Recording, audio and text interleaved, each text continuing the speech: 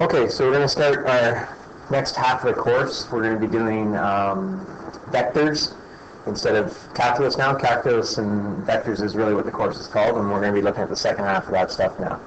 First, we'll define what a vector is. In math and science, we're always looking at quantities like temperature, velocity, but rarely are we looking at a combination of these two things. You know, we're often asked, find out how hot something is, find out what the velocity of the wind is. These things are called scalars. The quantities having a magnitude are called scalars. They're a number. What we're interested in this half of the course is something called a vector. Quantities having a magnitude and a direction are called vectors.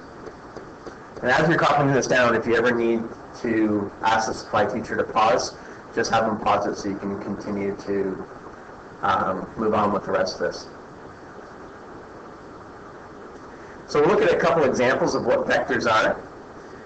So velocity is a vector where we're talking about 30 kilometers an hour due east.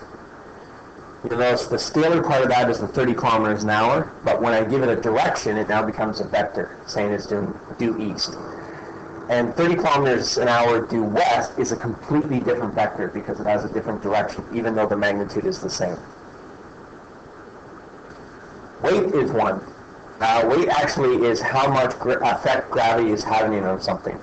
So 50 newtons towards the center of the earth is can be considered a weight, as opposed to just a kilometer or kilograms, which is just how heavy something is.